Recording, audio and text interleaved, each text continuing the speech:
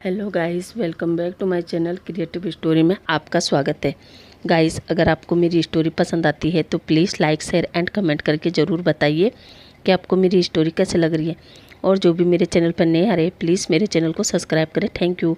अब हम कहानी पर आगे बढ़ते हैं। अभी तक हमने देखा कि वांग जी डॉक्टर से कहता है, आर यू श्योर डॉक्टर? क्या सच में? डॉक्टर कहता है शायद, क्योंकि सिम्टम तो उसी की तरफ इशारा कर रहे हैं। इसलिए मैं चाहता हूँ कि आप एक बार गायनेकोलॉजिस्ट से मिल ले ताकि मेरा शक कंफर्म हो जाए। अब आगे वांग जी तो हैप्पी होकर डॉक्टर से कहता है कि अगर आपका शक सही हुआ तो मैं आपको मुंह मांगी कीमत दूंगा। डॉक्टर कहता है इसकी कोई ज़रूरत नहीं मिस्टर लैन, बस आप एक बार चेक ज़रूर करवा दे। इतना कहकर वो चला जाता है। इधर वांग जी विंग के पास बैठता है और विंग को हक करके कहता है, थैंक यू विंग, मुझे इतना प्रीसियस गिफ्ट देने के लिए। मगर विंग के आंखों में आंसू थे।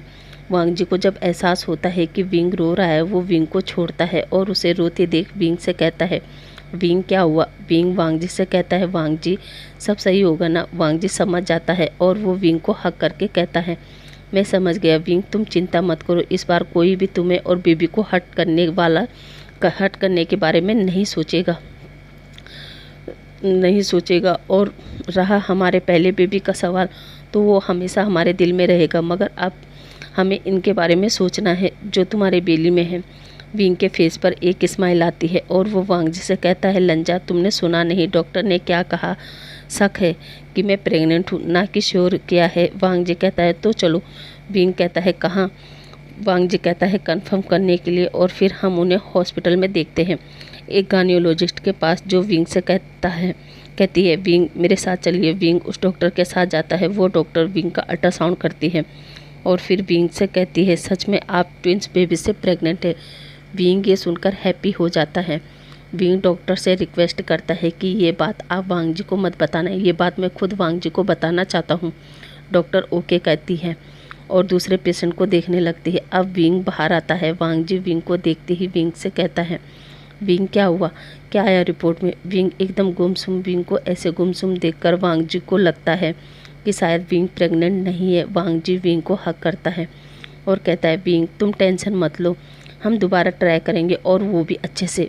विंग वांग जी की ये बात सुनकर वांग जी से कहता है, लंजा तुम क्या बोल रहे हो? वांग जी कहता है, विंग तुम उदास थे तो? विंग कहता है, मैं उदास नहीं हूँ, बल्कि मैं ये सोच रहा था कि मैं 3 बेबी को कैसे संभालूंगा। वांग जी ये सुनकर हैरान हो जाता है और विंग से कहता है, विंग तुम क्या कह रहे हो? तुम 3 बेबी से, क्या तुम ट्रिपल बेबी से प्रेग्नेंट हो? विंग कहता है, नहीं 2 बेबी से। वांग जी जब ये सुनता है तो वो बहुत ज़्यादा हैप्पी हो जाता है। वो विंग से कहता है, क्या तुम दो बेबी से प्रेग्नेंट हो? विंग हाँ में सिर हिलाता है। वांग जी को इतनी खुशी होती है कि वो हॉस्पिटल में ही विंग के लिप्स पर किस करता है। वांग जी को किस करते थे वहाँ के स्टाफ विंग और वांग जी को देखकर हंसने लगते हैं। विंग और वांग जी इतना हैप्पी थे कि वो भूल ही जाते हैं कि वो इस समय कहाँ हैं। दोनों ही एक दूसरे के किस में खो गए थे। सारे स्टाफ उन्हें देख रहे थे। तभी एक डॉक्टर वहाँ पर आता है और गला साफ करते हुए कहता है, एक्सक्यूज़ मी। अब विंग और वांग जी डॉक्टर की तरफ देखते हैं। डॉक्टर कहता है, आप लोग यहाँ ये सब नहीं कर सकते क्योंकि ये हॉस्पिटल है। अब विंग और वांग जी को एहसास होता है और वो चारों तरफ देखते हैं जहाँ हॉस्पिटल स्टाफ उन्हें देखकर हंस रहे थे। ये चीज़ जब विंग और वांग जी देखते हैं तो वो थोड़ा सा ऑकवर्ड महसूस करते हैं। अब एक नर्स उन्हें रिपोर्ट देती है और वो बाहर आ जाते हैं। बाहर आकर वांग जी विंग से पूछता है, विंग तुम्हारे बेली में 2 बेबी है तो तुमने 3 बेबी को कैसे संभालूंगा, ऐसा क्यों कहा? विंग गाड़ी में बैठता है और वांग जी भी गाड़ी में बैठता है। तब विंग वांग जी के कंधे पर सिर रखकर कहता है, एक बेबी तुम हो, तुम भी तो बेबी की तरह एक्ट करते हो। वांग जी कहता है, ओ तो तुम मुझे बेबी समझते हो? विंग कहता है, ओ नहीं तो क्या, क्या तुम किसी बेबी से कम हो? तुम्हें भी तो बच्चे की तरह सुबह उठाना पड़ता है, प्यार करना पड़ता है। वांग जी सीरियस होकर कहता है, विंग मैं चाहता हूँ कि बेबी के आने के बाद भी तुम मुझे ऐसे ही प्यार करो, ओके? विंग अपना सिर हाँ में हिला देता है। अब वो दोनों अपने मेंशन पर आ जाते हैं। विंग और वांग जी काउच पर बैठते हैं। सर्वेंट आकर उन्हें पानी जूस वगैरह देता है। अब वांग जी सभी गार्ड सर्वेंट को बुलाता है, यहाँ तक कि विंग के दोनों साफ शूटर बॉडीगार्ड को भी, और कहता है, आज के बाद तुमने मास्टर का और भी ज़्यादा ख्याल रखना है, और हाँ उनके लिए अच्छा अच्छा डाइट फूड भी। सभी लोग ओके कहते हैं और चले जाते हैं। अब ऐसे ही कुछ समय और निकल जाता है। वांग जी विंग की केयर करने में कोई कमी नहीं रखता था। यहाँ तक कि अब युविन हुसैन भी विंग के पास ही रहते थे, उसका ख्याल रखते थे। सुयान तो एक बड़े भाई की तरह विंग को खूब प्यार करता था, उसकी हर इच्छा उसके बोलने से पहले ही पूरी कर देता था। विंग को ये देखकर अच्छा लगता था, पर कहीं न कहीं उसे सीचेन और जनसा के लिए बुरा लगता था, क्योंकि जब से वांग जी ने मैडम यू को मारा था तब से जनसा और जियान फेमियान वो सिटी छोड़कर चले गए थे और सीचेन भी हमेशा हमेशा के लिए अमेरिका चला गया था। वो कभी कभी वांग जी से बात तो करता था, मगर केवल बिजनेस से रिलेटेड, इसके अलावा कुछ नहीं। इस वजह से दोनों भाइयों के बीच भी दूरी आ गई थी। विंग उन दूरी को कम करना चाहता था, इसलिए वो वांग जी से कहता है, वांग जी क्यों ना हम एक छोटी सी फैमिली पार्टी रखें, इसमें हम फ्रेंड घर वालों को इनवाइट करेंगे। वांग जी जो विंग को किसी चीज़ के लिए मना नहीं करता था वो मान जाता है। इस समय विंग का 9 मंथ चल रहा था। वांग जी विंग के लिए एक फैमिली पार्टी रखता है। इस पार्टी में सुयान, हुसैन, बेंचाओ, युविन और साथ ही साथ इस पार्टी में विंग ने हाई कुआन और बेंचिंग को भी लंदन से बुलाया था। ये सब लोग एंजॉय कर रहे थे, मगर विंग की नज़र अभी भी गेट पर ही लगी थी। वांग जी जब ये देखता है कि विंग पार्टी में शामिल तो है, पर अभी भी उसकी नज़र किसी को ढूंढ रही है। वांग जी विंग के पास आता है और वो विंग से पूछता है, विंग तुम किसे ढूंढ रहे हो? विंग कहता है, लंजा मैंने किसी इम्पोर्टेंट पर्सन को बुलाया है, बस उन्हीं का इंतज़ार कर रहा हूँ। वांग जी कहता है, इम्पोर्टेंट पर्सन? पर कौन? विंग कहता है, ओहो लंजा तुम काफ़ी सवाल पूछते हो, तुम जाओ सब पर ध्यान दो। वांग जी कहता है, पर विंग मैंने ये पार्टी तुम्हारे कहने पर रखी है और तुम ही इंजॉय नहीं करोगे तो कैसा चलेगा? और वैसे भी मत भूलो, डॉक्टर ने तुम्हें ज़्यादा देर तक परेशान रहने के लिए मना किया है। विंग कहता है, मैं परेशान नहीं हूँ लंजा, किसी का इंतज़ार कर रहा हूँ। तभी विंग दोबारा गेट की तरफ देखता है और उसके चेहरे पर एक बड़ी सी स्माइल आ जाती है। वांग जी जब ये नोटिस करता है तो वो पीछे मुड़कर देखता है जहाँ सीचेन खड़ा था। वांग जी सीचेन को देखकर कहता है, गग्गा यहाँ। विंग सीचेन के पास जाता है और उन्हें ग्रीट करता है। विंग सीचेन से कहता है, गग्गा आप मेरे कहने पर यहाँ आए उसके लिए थैंक यू।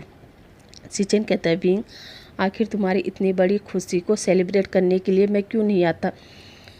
विंग कहता है, गग्गा अंकल नहीं आए? सीचेन कहता है, विंग अंकल अभी भी बिजी है, पर उन्होंने तुम्हारे लिए और तुम्हारे होने वाले बच्चों के लिए अपना आशीर्वाद भेजा है। और वो विंग को एक बॉक्स देता है। विंग वो बॉक्स खोलता है तो उसमें 3 पेंडेंट थे जो विंग और उसके होने वाले बच्चों के लिए था। और विंग कहता है, गग्गा आइए अंदर आइए। सीचेन अपना सिर हाँ में लाता है और अंदर आता है, मगर वांग जी से एक शब्द भी नहीं कहता। अब सभी लोग सीचेन को ग्रीट करते हैं और अब उनकी पार्टी स्टार्ट हो जाती है, जहाँ सीचेन अलग बैठकर ड्रिंक कर रहा था। तभी विंग अब सबको खाना खाने को कहता है और सब लोग पार्टी ख़त्म करने के बाद अपने अपने मेंशन चले जाते हैं। सीचेन अभी भी वहीं बैठकर ड्रिंक कर रहा था।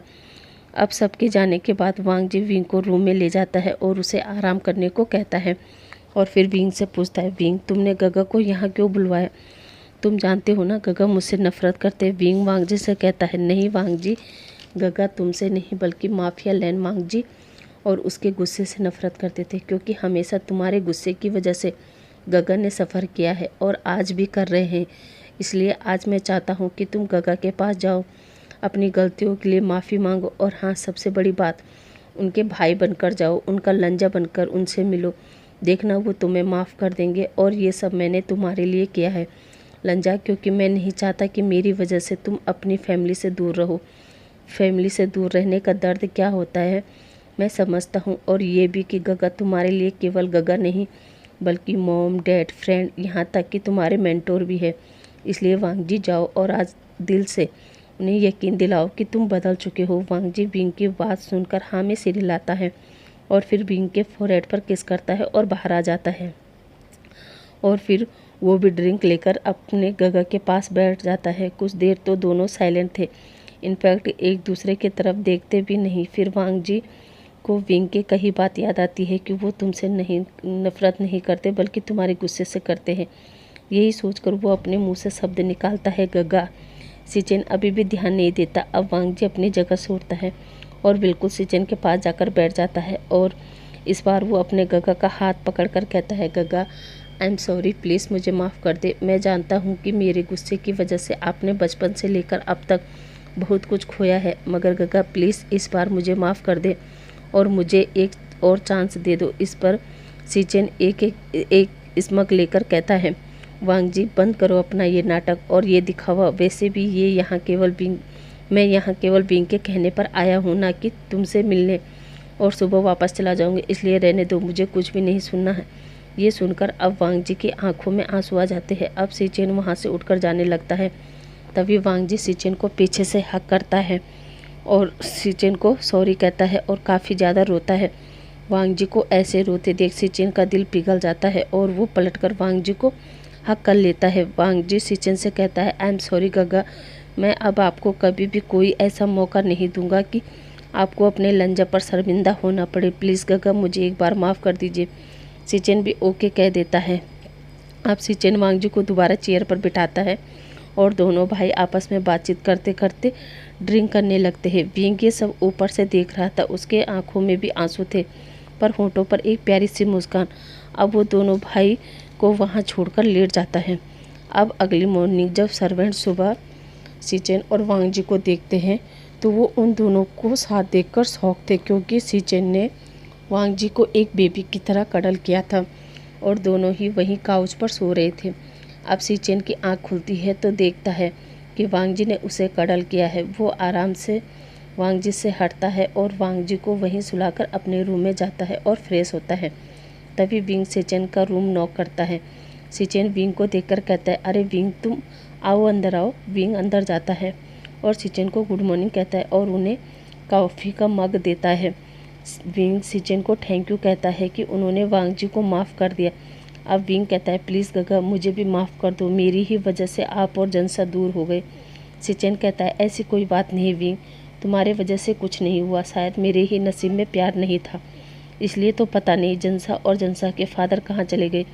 ये बात वांग जी ने भी सुन ली थी। वो फैसला करता है कि वो जनसा और जियान फेमियान को ढूंढकर उनसे माफ़ी मांगेगा और अपने गगा को उनकी खुशी, उनका प्यार जनसा को उन्हें लौटाएगा। अब वांग जी वहाँ से चला जाता है और सेक्रेटरी मिंग को कॉल करके जनसा का पता लगवाने को कहता है। अब दिन ऐसे ही बीत रहे थे, तीनों हंसी खुशी एक साथ रहते हैं। अब सीचेन ने दोबारा वांग जी के साथ ही कंपनी ज्वाइन कर ली थी। इस बीच वांग जी घर पर विंग का अच्छे से ख्याल रखता है, क्योंकि उसकी डिलीवरी किसी भी टाइम हो सकती थी, इसलिए वांग जी 24 घंटे विंग के पास ही रहता था। यहाँ तक कि यूविन, हुसैन, सुयान और वेंचाओ भी डेली विंग को विजिट करने आते थे। अब हम सीधा 5 साल बाद का सीन देखते हैं, जहाँ विंग बच्चों के पीछे दौड़ रहा था। वांग जी और सीचेन ऑफिस से घर आते हैं। दोनों बच्चे दौड़कर सीचेन के पास जाते हैं और अपनी तोतली भाषा में कहते हैं, बड़े पापा हमें डेटा के डांट से बचाइए, वो हम पे गुस्सा कर रही है। जहाँ सीचेन नीचे बैठकर आयुआन और फई से कहता है, और आज क्या किया है तुम दोनों ने? जहाँ आयुआन कहता है, बड़े पापा मैंने नहीं, फई ने किया है। सीचेन कहता है, फई ने क्या किया है? आयुआन कहता है, फई ने डेडा के फेस पर कलर कर दिया। जहाँ फई कहती है, बड़े पापा इसी ने मुझे कहा था कलर करने के लिए। आयुआन कहता है, मैंने तो पेपर पर करने को कहा था। जहाँ फई कहती है, पर मुझे पेपर नहीं मिला, इसलिए मैंने डेडा के फेस पर कलर कर दिया, क्योंकि वो सो रहे थे। तभी विंग उसी फेस को लेकर बाहर आता है। विंग का फेस देखकर वांग जी हंसने लगता है। विंग गुस्से में वांग जी को कहता है, हाँ तुम तो हंस लो, क्योंकि ये सब तुम्हारी वजह से हो रहा है, और वो गुस्से में अंदर चला जाता है। वांग जी भी विंग के पीछे जाता है और कहता है, विंग मेरी वजह से? वांग जी कहता है, मेरी वजह से कैसे विंग? विंग कहता है, ये सब तुम्हारी ही वजह से हो रहा है, क्योंकि इतने शैतान बच्चे तुम्हारे सिवा किसी और के हो ही नहीं सकते थे वांग जी। वांग जी कहता है, विंग तुम ऐसा क्यों कह रहे हो, और वैसे भी बच्चे तो हमारे हैं ना? विंग कहता है, हाँ बच्चे हमारे हैं, पर वो मेरी बात कहाँ सुनते हैं, वो तो तुम्हारी और गगा की ही बात सुनते हैं, मेरी तो सुनते ही नहीं। उनसे बोलूँ बेटा ये नहीं करना, तो वो जानबूझकर वही करते हैं, क्योंकि उन्हें पता है तुम और गगा हो उन्हें बचाने के लिए। मेरी तो किसी को पड़ी ही नहीं है। मैं सुबह से लेकर शाम तक बच्चों के साथ कितना थक जाता हूँ, किसी को कोई परवाह ही नहीं है। वांग जी कहता है, विंग मैं हूँ ना तुम्हारी परवाह करने के लिए, और उसका शोल्डर दबाने लगता है। अब विंग कहता है, बस अब जाओ फ्रेश हो जाओ, मैं डिनर लगाता हूँ। इतना कहकर विंग बाहर आ जाता है। इधर दोनों बच्चे सीचेन के कमरे में ही थे। सर्वेंट आकर सीचेन से कहता है, सर डिनर लग गया है। फई कहती है, हमारा डिनर यहीं भेज दो। सर्वेंट बाहर आकर कहती है, मास्टर बीबी ने कहा है उनका डिनर रूम में ही भेज दो। तभी वांग जी आता है और वो कहता है हाँ हाँ विंग, आज उनका डिनर वहीं भेज दो, वो तुम्हारे डर से बाहर नहीं आएंगे और उनके चक्कर में गगा भी बाहर नहीं आएंगे। विंग कहता है ओके। अब विंग सर्वेंट से कहकर उनका डिनर रूम में ही भेज देते हैं। अब विंग और वांग जी डिनर टेबल पर थे। विंग वांग जी से कहता है वांग जी जनसा का पता चला। वांग जी कहता है नहीं विंग, पिछले 5 सालों से ढूंढ रहा हूँ पर पता नहीं वो कहाँ चले गए। विंग कहता है आई होप जनसा जल्दी मिल जाए। मैं जानता हूँ गगा हमसे कुछ नहीं कहते पर मुझे मालूम है वो आज भी जनसा को बहुत प्यार करते हैं। वांग जी कहता है हाँ विंग, वो तो अच्छा है, बच्चे उनके पास ही रहते हैं इसलिए उनका मन बहल जाता है। अब विंग और वांग जी अपना डिनर करते हैं और फिर अपने रूम में चले जाते हैं। वांग जी जाकर बेड पर लेट जाता है। विंग भी बच्चों के खिलौने वगैरह संभाल रहा था। वांग जी विंग को बड़े गौर से देख रहा था। विंग जब ये नोटिस करता है तो वो वांग जी से कहता है क्या देख रहे हो वांग जी। वांग जी कहता है विंग तुम बहुत अट्रैक्टिव लग रहे हो। विंग हंसते हुए कहता है क्या। वांग जी कहता है हाँ विंग, तुम्हें देखकर कोई भी नहीं बता सकता कि तुमने 2 बेबी को बर्थ दिया है। विंग कहता है क्या कह रहे हो वांग जी, चुपके सो जाओ। अब विंग भी वांग जी के पास बेड पर आकर लाइट ऑफ कर देता है। वांग जी विंग के पास आता है और विंग को हक करता है। विंग वांग जी से कहता है क्या चाहिए। वांग जी विंग से कहता है विंग आज बच्चे हमारे पास नहीं है तो क्या आज हम वो सब करें। विंग कहता है बिल्कुल भी नहीं, मैं थका हुआ हूँ। वांग जी कहता है विंग प्लीज़ ना, वैसे भी अब हम बच्चों की वजह से एक साथ नहीं हो पाते हैं तो क्या आज। विंग मना करता है पर वांग जी कहाँ मानने वाला था। वो विंग के बार बार मना करने के बावजूद विंग के लिप्स को अपने लिप्स से कैप्चर कर लेता है और उसे सॉफ्ट किस करने लगता है। विंग भी वांग जी को रिस्पॉन्स देने लगता है। अब धीरे धीरे दोनों ही किस डीप हॉट पैशनेट होने लगती है। दोनों ही एक दूसरे को किस करने लगते हैं। वांग जी धीरे धीरे विंग की नेक के अराउंड उसे लिक सक बाइट करने लगता है। विंग भी वांग जी के बैक पर अपने हाथों को स्लाइड कर रहा था। अब धीरे धीरे दोनों हॉट हो जाते हैं और दोनों ही इंटीमेट होने लगते हैं। अब 2-3 राउंड करने के बाद वांग जी विंग से हटता है और उसे क्लीन करके सो जाते हैं। अब अगली मॉर्निंग विंग उठता है, फ्रेश होता है और फिर वांग जी को भी उठाकर कहता है जाओ बच्चों को रेडी कर दो,